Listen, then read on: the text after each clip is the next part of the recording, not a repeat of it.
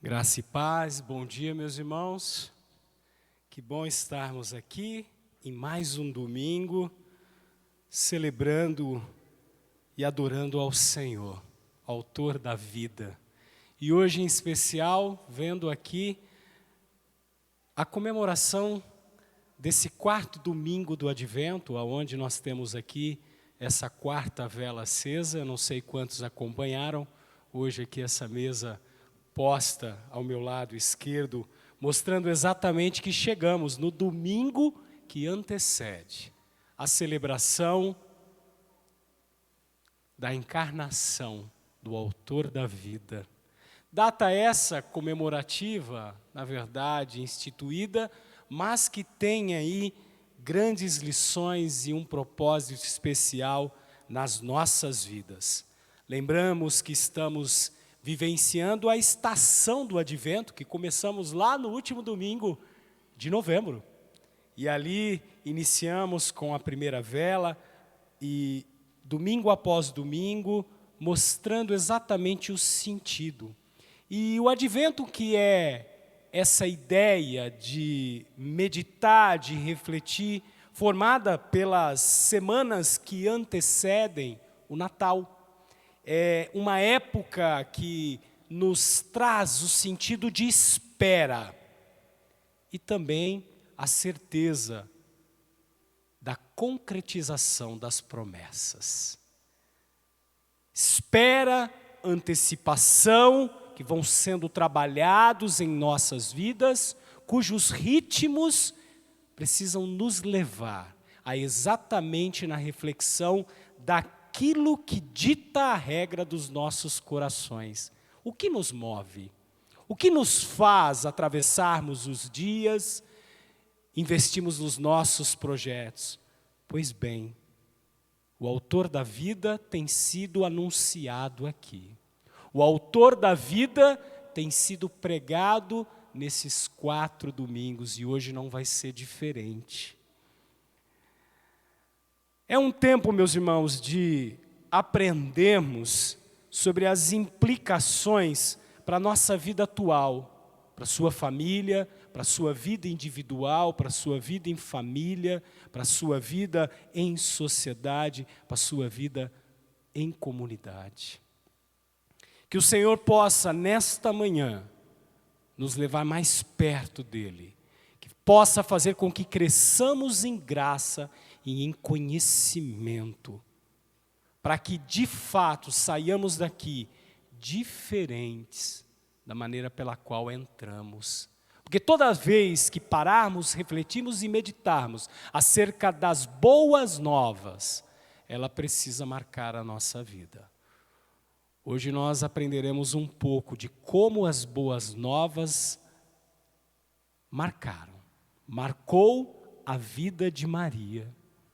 E vamos aprender com ela reflexões importantes para nós, nesse 4º domingo do Advento. Eu gostaria que nesse momento você pudesse curvar a sua cabeça e possamos agora orar ao Senhor, não por tradição, mas por necessidade, pedindo que o Santo Espírito fale ao nosso coração e que a palavra de Deus aqui pregada possa encontrar os nossos corações como terreno fértil, para que cresça e dê o seu fruto, na medida a qual o Senhor assim o tem para cada um de nós. Oremos, meus irmãos. Autor da vida, Deus Todo-Poderoso, estamos aqui hoje para celebrarmos o Senhor. Tu que és o motivo de estarmos aqui, Deus triuno. Nós te louvamos e te engrandecemos como teu povo.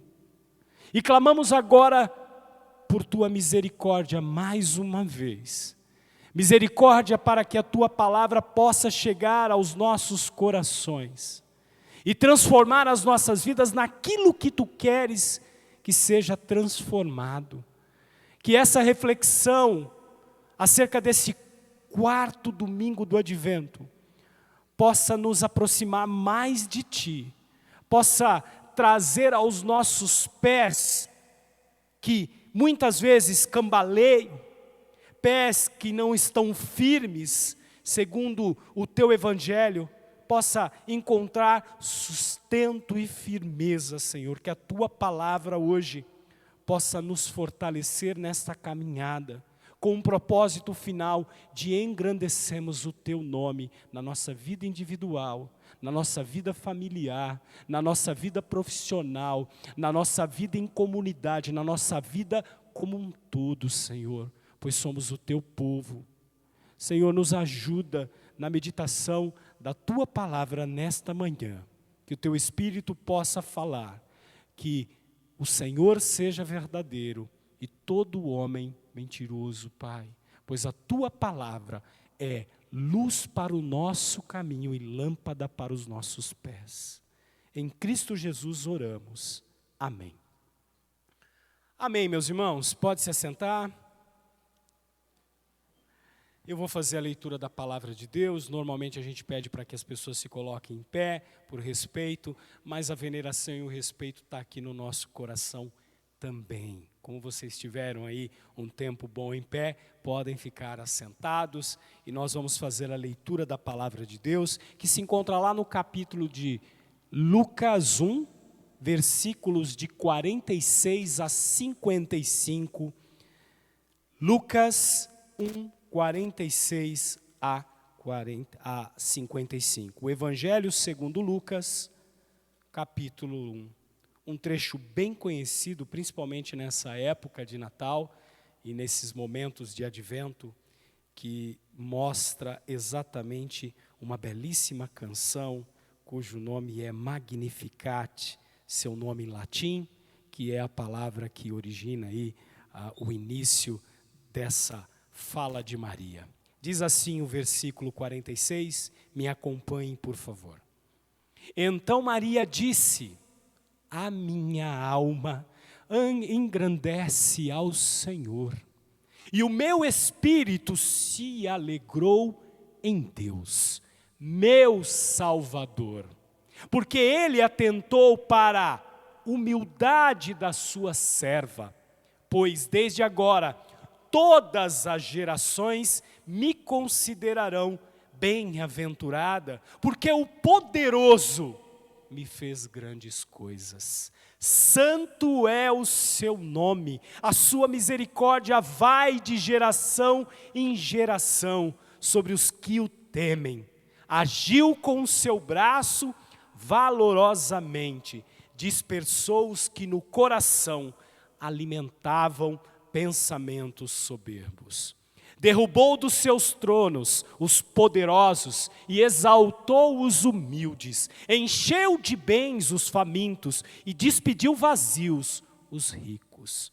Amparou Israel, seu servo, a fim de lembrar-se da sua misericórdia a favor de Abraão e da sua descendência para sempre, como havia prometido aos nossos pais. Louvado seja o Senhor pela sua santa palavra. Magnificat anima mea dominum. A minha alma engrandece o Senhor. Palavras de Maria. Palavras essas que dá a essa canção, a essa maneira pela qual Maria é levada, como bem colocou aqui o Marcos, quando nos lembrou acerca de Maria e de Isabel e o Josué aqui nos abrindo o culto nesta manhã, trouxe para nós esse detalhe. Nesse exato momento e nesse trecho dessa belíssima canção, conhecida por todos como Magnificat, Maria vê claramente uma das coisas mais notáveis a respeito de Deus.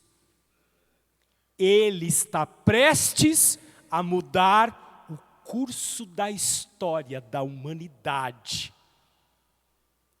As 3 décadas mais importantes, meus irmãos, de toda a história da criação, de todos os tempos, estão prestes a começar. É sobre esse sentimento que Maria irrompe nesta canção. Canção essa de adoração, que Maria oferta ao Deus Todo-Poderoso. E é sobre essa canção, sobre essas palavras, que nós iremos meditar nesse 4º domingo do Advento. E na tua cabeça, provavelmente, como muitos assim o pensam, a gente de repente imagina que Maria, de pronto, faz surgir essa adoração. Como é que Deus realizaria essas coisas? Onde estava Deus durante esse momento tão importante que lá em Gálatas 4, versículo 4, é chamado de a plenitude dos tempos? O momento pelo qual Deus se humilha, se faz criatura, e neste corpo falho, carnal, humano, 100% Deus, 100% homem, ele vem cumprir e vem pagar o preço que o homem jamais conseguiria. E ali está Deus, na nossa história, se ocupando com 2 mulheres, veja bem, meus irmãos, mulheres humildes e desconhecidas do cenário religioso que imperava naquele momento em Israel e no mundo. Quem era Isabel? Uma velha estéril. Quem era Maria? Uma jovem virgem. Interessante como a lógica de Deus nessa história vai completamente contrário a tudo que eu e você e os homens, durante toda a história da humanidade, pensa. Deus surpreende se ocupando de 2 mulheres desconhecidas. E ali ele começa então a mostrar que na sua lógica, o soberbo de coração não tem espaço. Os poderosos, segundo aquilo que entendem por poder, não entenderam o Deus Criador e Autor de todas as coisas. É interessante como essa história, e Lucas nos apresenta esses elementos neste que é um dos momentos mais maravilhosos dentro do enredo da criação. É o momento em que o Cristo está sendo pré-anunciado, formado ali no ventre de Maria, e naquela história em que Maria se encontra com Isabel, e o bebê no ventre de Isabel saúda o rei. E temos ali, neste capítulo 1, um dos momentos mais lindos e que eu gostaria que você depois gastasse um tempo meditando nesse domingo, em família, nessa semana que vamos nos preparar aí para a comemoração de Natal em família. E se você tiver a oportunidade, compartilhe essa história, em como a lógica de Deus vem completamente contrária a tudo aquilo que a gente tem como planejamento estratégico das nossas vidas, sejam espirituais, sejam profissionais. Maria, então, está tão comovida com esta visão de Deus, um Deus que ama os humildes, que rompe nesta canção, meus irmãos. Uma canção que hoje é cantada, apresentada, pregada, falada, e que mostra a beleza das palavras de Maria.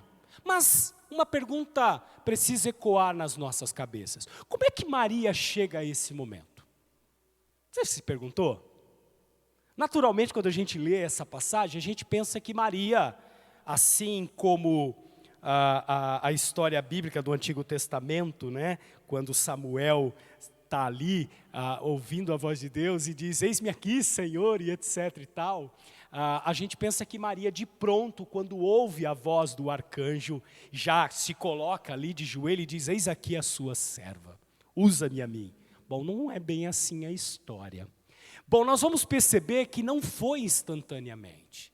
E Lucas aqui não poupa detalhes exatamente para mostrar como se deu esta compreensão, esse abrir dos olhos, do entendimento de Maria, como Deus trabalha muitas vezes nessa lógica falha dos homens. E Maria não foi diferente, meus irmãos. Claro que para cada pessoa Deus trabalha de uma maneira, mas interessante como Deus opera em Maria através de estágios. E para que a gente possa criar então esse panorama geral daquilo que a gente vai abordar daqui a pouco, a gente poderia dizer que o primeiro estágio é aquele estágio que nós vamos encontrar em Lucas, no capítulo 1, mas que começa lá no versículo 26 a 37. Você está com a sua Bíblia? Só passe ali os olhos. O tema dessa perícope é: o nascimento de Jesus é anunciado. Bom, a história diz que quando o arcanjo Gabriel a visitou e fez então ali o seu anúncio, Maria, de primeira, mostrou-se incrédula. Como? Ela foi cética, porque a coisa não fazia sentido, ao ponto de observarmos ali, quando o anjo a saúda, dizendo lá no versículo 28, salve agraciada, o Senhor está com você. O versículo 29, Lucas vai dizer que ela, ao ouvir esta palavra, perturbou-se muito. E pôs-se a pensar, o que poderia significar esta saudação? E o anjo continuamente, ato contínuo, vai dizer, não tenha medo, Maria, porque você foi abençoada por Deus. Até aqui tudo bem. Olha o que o anjo vai dizer na sequência. Você ficará grávida e dará à luz a um filho, a quem chamará pelo nome de Jesus. Talvez numa leitura rápida você não perceba. Estamos diante de uma virgem, meus irmãos. Maria ainda não era casada. Maria ainda não havia conhecido o homem, no sentido de relação sexual. Ela então fica ruborizada, envermelhada, envergonhada, porque aquela afirmação era uma afirmação que assustou o coração dela. Afinal, ela era uma virgem. E o anjo continua. E a gente percebe então a dificuldade de Maria. Naturalmente, meus irmãos, o que foi anunciado a Maria naquele exato momento era tão maravilhoso, era tão estupendo, tão incomum, tão espantoso, que ela não poderia aceitá-lo naturalmente. E ela então faz o seu protesto.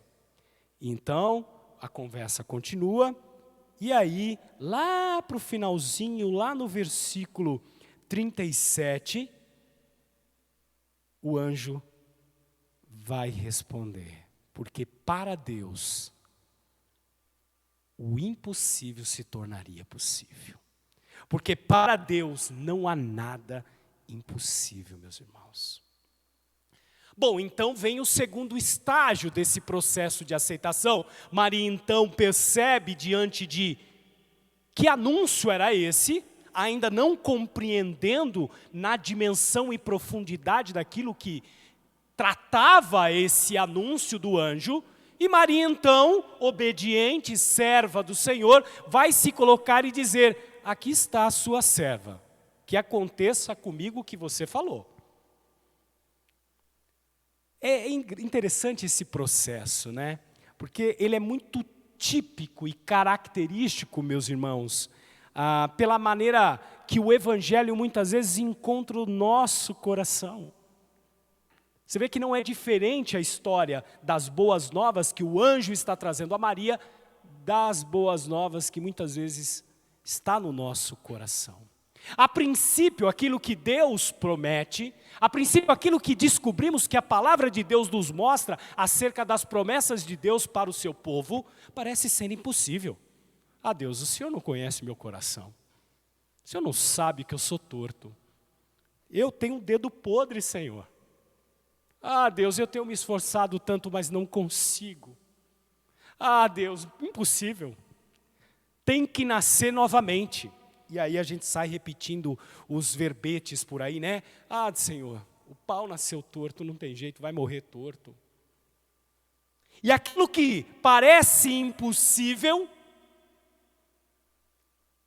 lentamente, não pela violência e não pela força, mas pelo poder da palavra de Deus, vai sendo cada vez mais entendido, ao ponto da gente não resistir mais, diante da inegável veracidade, e nos submetemos, ainda que não entendamos, ainda que não compreendemos, ainda que não conseguimos vislumbrar todo o retrato, e a gente vê em partes.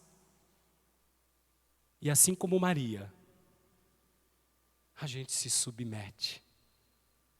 Interessante isso na vida de Maria, muitas vezes não é falado essa peculiaridade. Entramos então no terceiro estágio desse trabalhar de Deus na vida de Maria, ao ponto de chegarmos no versículo 46 que lemos, e esse terceiro estágio está exatamente na visita que Maria faz a Isabel, lá nos versículos 39 a 45. Maria decide visitar sua prima Isabel, e por consequência dessa visita, o Senhor utiliza Isabel para falar ao coração de Maria, e assim fazer com que Maria entenda a grandeza daquilo que havia sido anunciado, e a riqueza e as boas novas que o anjo havia trazido a ela. Deus usa estas palavras, meus irmãos, e Maria então irrompe neste grande hino de louvor, que lemos aqui no início do nosso culto, na palavra do Senhor, que nós iremos analisar. E assim ela derrama o seu coração neste extraordinário cântico de louvor e adoração. É sobre isso que eu quero que você e eu reflitamos. E como igreja saiamos daqui, nesta manhã deste quarto domingo do Advento, preparando os nossos corações para celebrarmos o dia 25. Bom, para que a gente possa fazer isso, a gente precisa examinar algumas das características. Eu não vou fazer aqui um exame palavra por palavra ou expressão por expressão, porque senão nós passaríamos aqui um ano, porque tem tanta riqueza teológica, tanta beleza, mas eu quero trazer 3 aspectos que eu julgo ser importante para a nossa vida neste momento, neste trecho do Cântico de Maria. Então vamos lá, meus irmãos, analisarmos aqui algumas dessas características das palavras proferidas por Maria.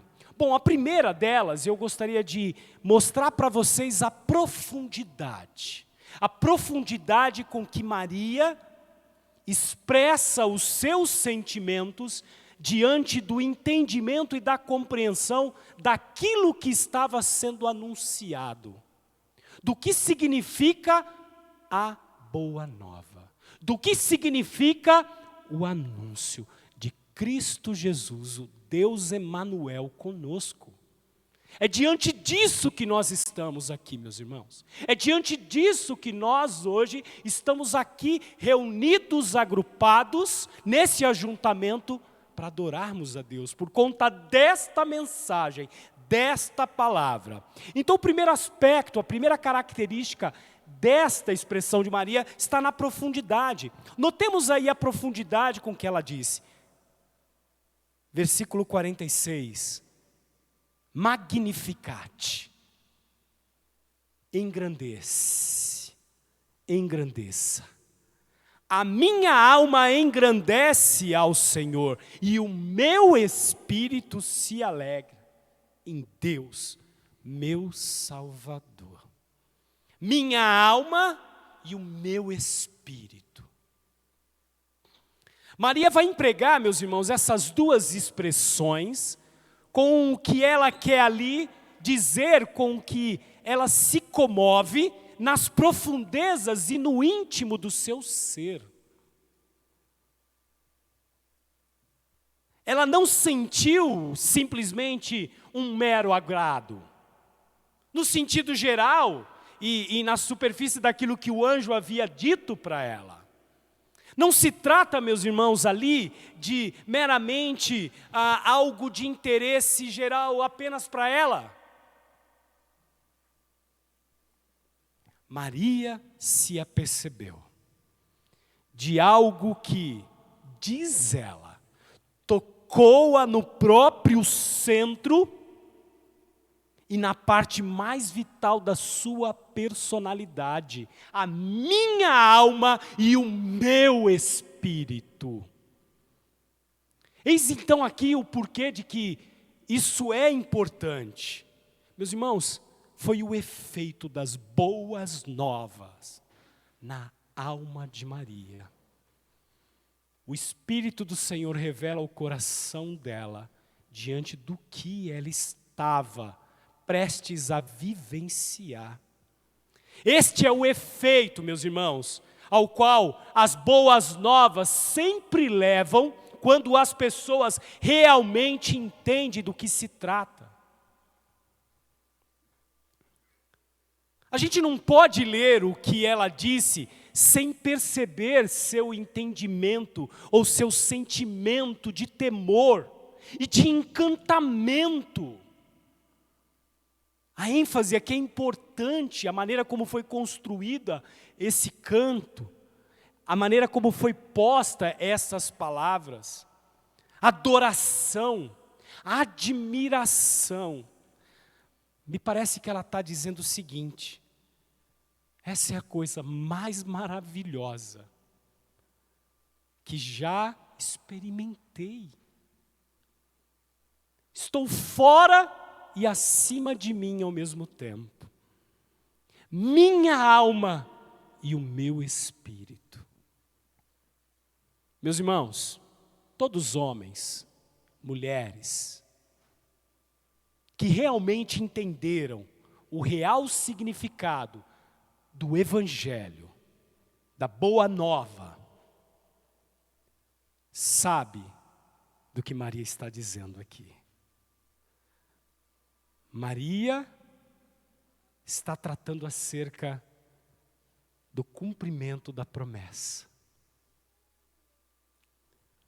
Não há dúvida que no mundo em que vivemos hoje, nesse mundo evangélico principalmente de nossos dias, nós encontramos em um estado de perplexidade e flutuação.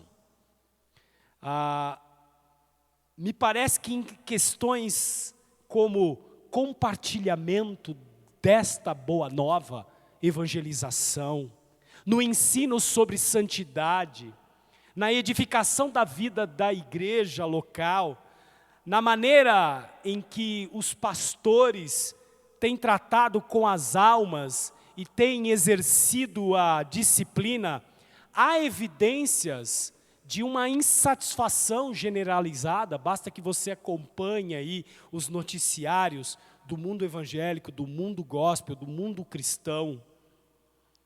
Justamente porque essa insatisfação tem encontrado diante de si um novo evangelho sendo compartilhado. Um novo evangelho que eu vou chamá-lo de evangelho. Uma distorção do evangelho antigo, da boa nova essa que Maria está aqui irrompendo nessas palavras, nesse cântico que lemos em Lucas. Um evangelho que está notavelmente produzindo reverência aos homens. Nunca vimos uma sociedade tão ensimesmada. Isso eu digo dentro da própria igreja. Pessoas que têm utilizado da sua erudição na produção teológica para se valerem e se engrandecerem a si mesmos. Uma febre de likes, uma febre de expressões de rostos, de conferências, em que o centro é a produção daquilo que o homem tem feito, e não daquilo que é o verdadeiro evangelho, que Cristo cresça e eu diminua. A cada dia que passa, eu não estou dizendo que todos aqueles que estão nas mídias são pessoas com esses interesses. Muitas vezes eles estão lá porque nós produzimos isso neles. Mas percebem que a gente tem percebido que esses homens, ao invés de terem os seus pensamentos centrados em Deus, temendo em seus corações,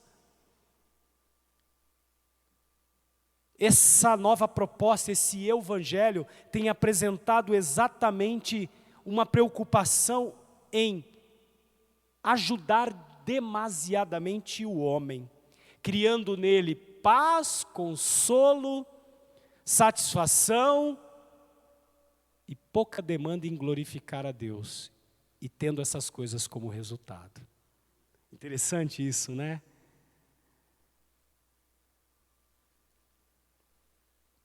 Aqui somos lembrados de que a época do Natal pode ter sofrido grande abuso, até mesmo dentro da própria igreja.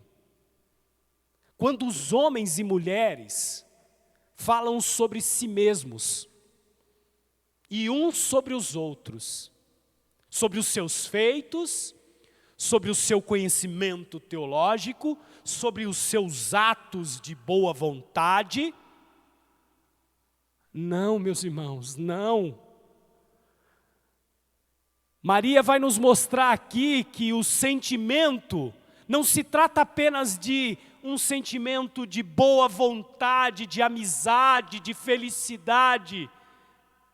Se de fato a gente conseguiu captar aqui algo da realidade, o que o advento e a comemoração hoje desse quarto domingo, expressado aqui por essa quarta vela acesa, nos mostra é que o advento nos aponta para essa comoção na alma e no espírito. É isso que precisa estar em nossos corações, é isso que essa igreja precisa produzir.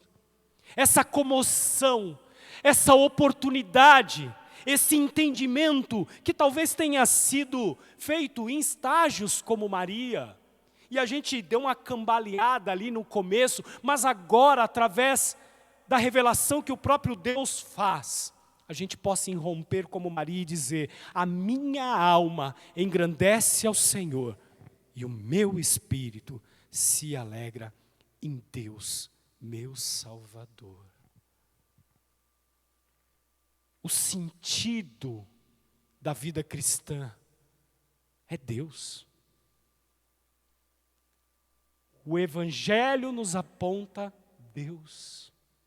A Bíblia é sobre Deus se revelando ao homem, se mostrando misericordioso, justo, santo, amoroso. Não é sobre nós, sobre o que Deus pode fazer por nós, mas é sobre Ele. O Natal é sobre Ele, sobre as boas novas, sobre o Emanuel, o Deus conosco, a concretização da promessa, a garantia de que fomos adicionados como filhos, de que o preço foi pago e de que agora podemos conjugar esse relacionamento com Deus através do sangue do Cordeiro. A segunda característica que eu gostaria de pontuar para vocês na palavra de Maria é exatamente a manifestação. Percebam aqui a manifestação desse sentimento. Maria vai dizer: a minha alma engrandece ao Senhor. Como assim? Você deve se perguntar. Como alguém pode engrandecer a Deus, Marcos? Josué, como eu, uma mera criatura limitada, posso engrandecer a Deus? Josafá, como você, um homem falho, diante das suas lutas diárias, pode engrandecer o autor da vida? Como podemos engrandecer ao Todo-Poderoso?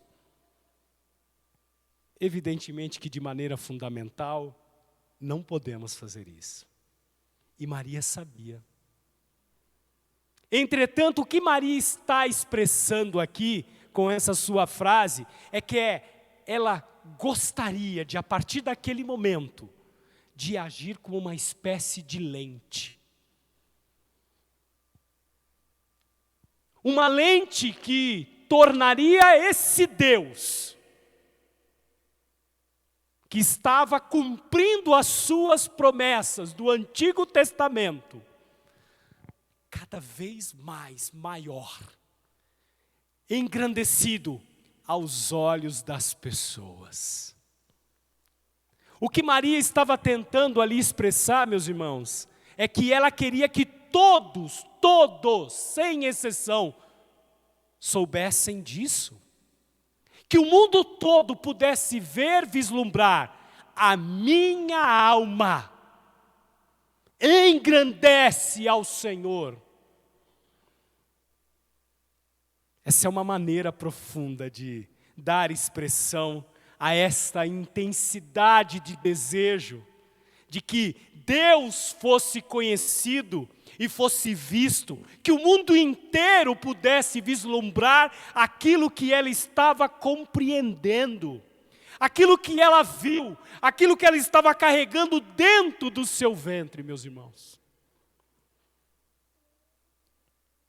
Que o mundo inteiro pudesse contemplar e se debruçasse, dobrasse diante de Deus, em adoração e de louvor. É diante desta palavra que nós estamos aqui hoje.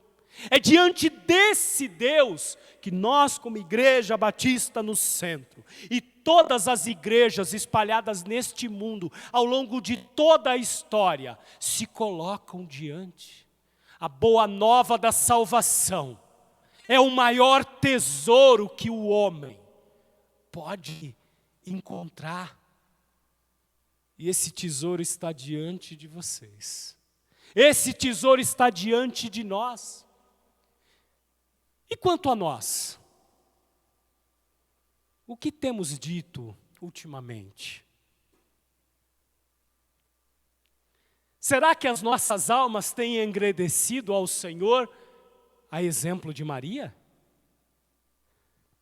Será que o exemplo de Maria serve lá na nossa casa, no recôndito dos nossos quartos, nas salas secretas do nosso coração, nos ambientes escuros da nossa mente, ali, na ponta do dedo, quando a gente tecla no celular,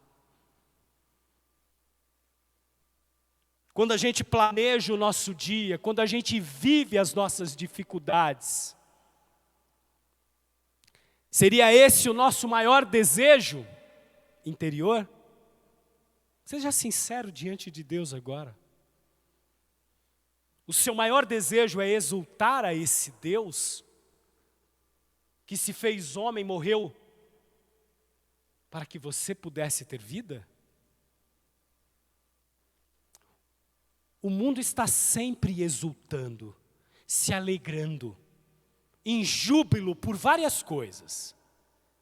E os homens, na sua jactância, no seu orgulho próprio, têm exultado, muitas vezes a si mesmo, os seus feitos, os seus planejamentos. Irmãos, aprendamos com Maria. O meu espírito se alegrou em Deus, meu Salvador. A alegria de Maria, neste exato momento da sua vida, estava em Deus. A alegria de Maria foi ecoada aqui, porque ela estava em Deus. Por último, a terceira característica é o sentido. Qual o sentido ou qual a causa desse sentimento dentro dela? Por que Maria está engrandecendo o Senhor? Temos que perguntar. Ela mesma nos dá a resposta. Não é primariamente por aquilo que estava lhe acontecendo, ou por aquilo que lhe aconteceu. Claro, ela menciona isso. Faz parte. Versículo 48 diz, pois desde agora todas as gerações me considerarão bem-aventurada. Ela menciona, faz parte, mas não era por isso. Isso era meramente um incidente, algo incidental, não acidente, não confunda, tá? Algo que acontece ali no principal. Daquilo que estava acontecendo, e o cântico de Maria nos mostra isso. A causa da sua adoração, a causa dela irromper nesse cântico e nessa adoração a Deus, é Deus. Deus era a causa do cântico de Maria. É porque Deus é quem é. E o que é. Pelo que Ele está fazendo com relação ao mundo. Ao cumprimento da sua profecia. Os olhos de Maria, meus irmãos, não estão postos nela. Maria não está olhando para ela, ainda que ela mencione aqui, porque lá no 49 ela vai dizer, porque o poderoso, percebe como ela exalta a qualidade de Deus, percebe como ela coloca a figura de Deus como objeto principal do seu cântico. A causa da sua adoração é Deus, é porque Deus é quem é e o que é. E porque Ele está fazendo com o mundo, meus irmãos, os olhos dela não estão nela. Muitos têm pervertido ao longo da história e abusado dos fatos relacionados a Maria. Acreditado a Maria coisas que ela jamais ousaria em ter em benefício próprio. Maria havia experimentado o entendimento daquilo que estava acontecendo com o mundo. Maria sabia nesse exato momento, quando ela rompe nesse cântico, aquilo que Deus estava fazendo. E ela se sente tão grata por fazer parte daquilo, mas a grandiosidade daquilo era muito maior do que o fato dela fazer parte. É verdade que Deus havia garantido a ela uma participação, mas não de protagonista. O protagonismo aqui é o próprio Deus que se faz homem. O Emanuel, o Cristo, que haveria de nascer e pagaria o preço da ira de Deus sobre os homens. O único capaz de pagar esse preço. Maria está coberta de humildade aqui, meus irmãos.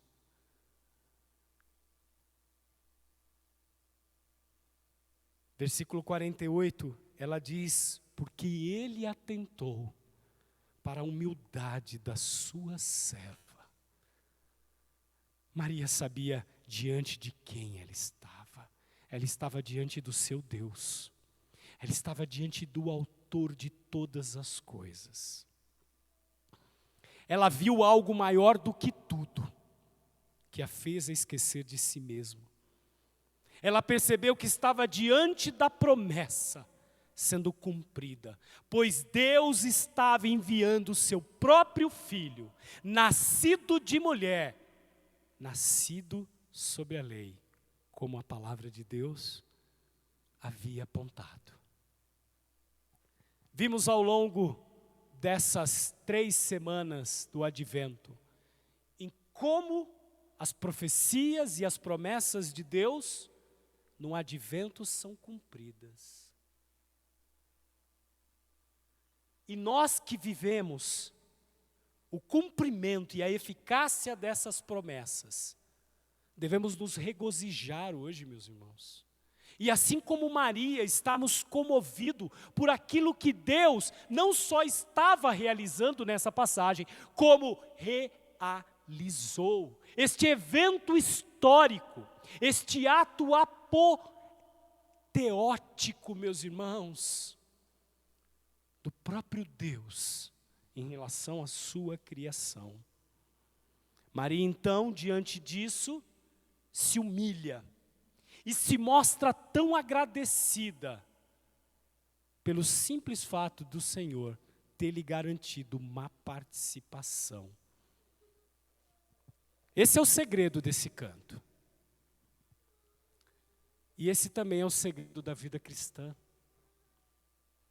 Não somos diferentes de Maria, e calma, claro que ela é bem-aventurada, agraciada, pois ela carregou no ventre o nosso Salvador.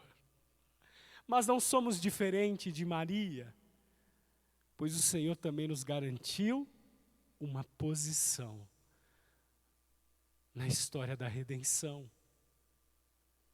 Ele nos legou como sua igreja a oportunidade de compartilharmos as boas novas. Você percebe o que está diante de nós? O que você carrega dentro de você, o que eu carrego dentro de mim, ainda que não tendo ventre, ainda que não gerando a figura e o Cristo, mas nós carregamos dentro de nós as boas novas.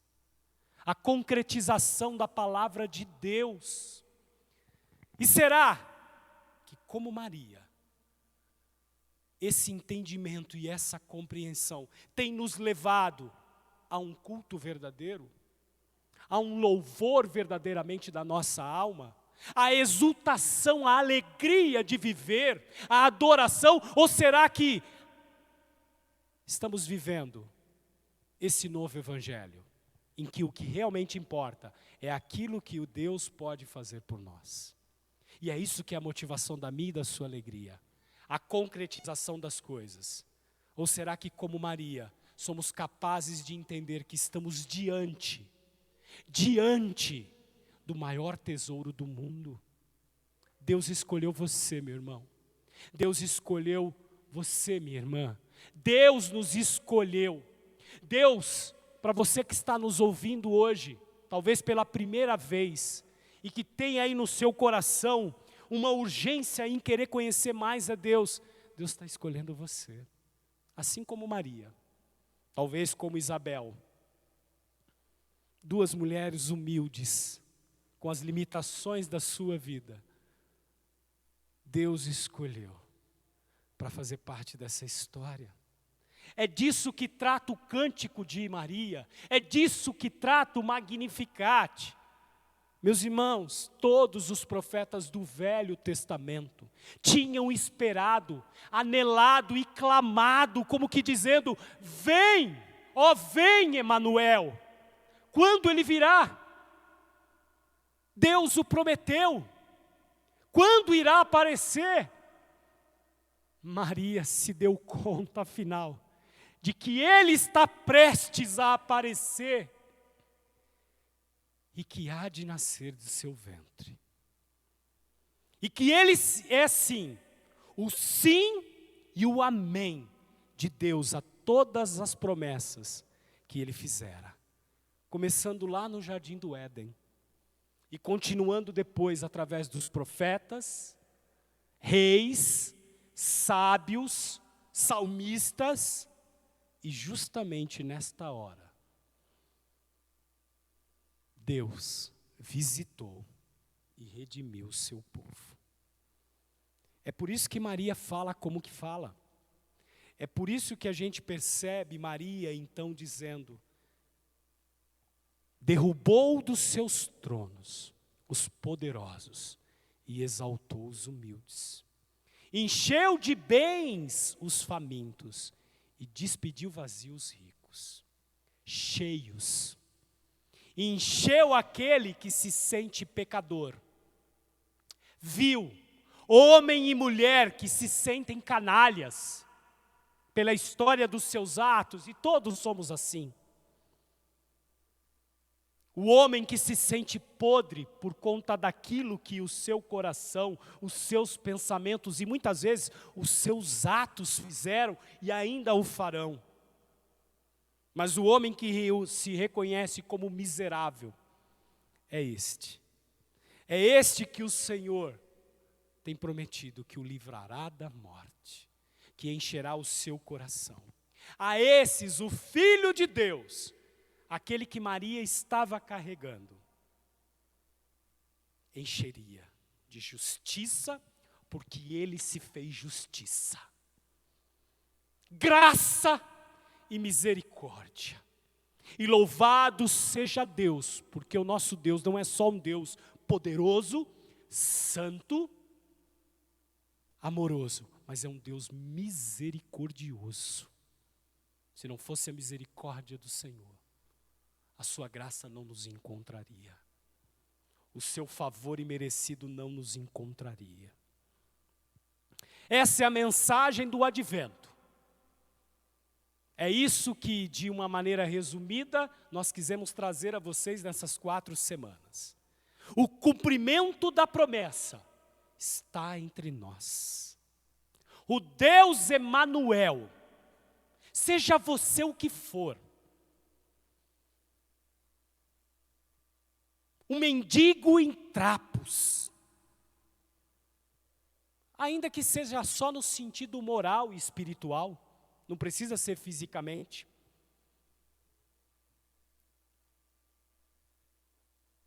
Mas que o Senhor escolheu encher das suas riquezas, que lá em Efésios, capítulo 1, Paulo nos fala.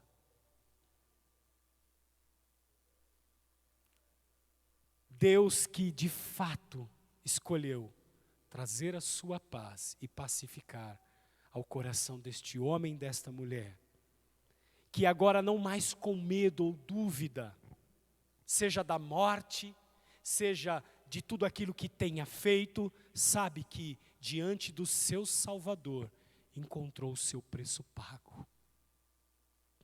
E hoje pode gozar de paz interna, ainda que nessa caminhada cambaleando, ainda que pisando na bola vez ou outra, mas pode encontrar paz em Deus. O nome disso é contentamento, meus irmãos. No início, Maria também tropeçou diante da notícia. Ela não conseguiu enxergar a realidade, mas por fim os seus olhos foram abertos, e ela viu e percebeu, e enxergou o movimento de que Deus estava fazendo, operando salvação, e em sua reação ela exclamou: a minha alma engrandece ao Senhor, e o meu espírito se alegra em Deus, meu Salvador. Foi desse modo que a mensagem chegou a você? Medite nela.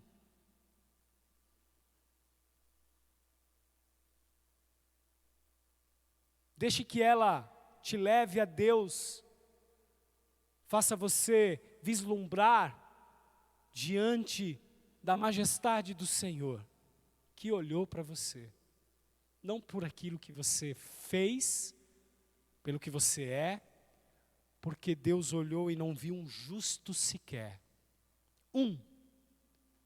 mas Ele nos amou, e porque Ele nos amou, hoje nós podemos amar. Que esse evangelho diminua no seu coração, para que hoje a boa nova cresça. E que nesses dias que antecedem o Natal, uma data simbólica, é verdade, você possa meditar acerca da boa nova que você carrega.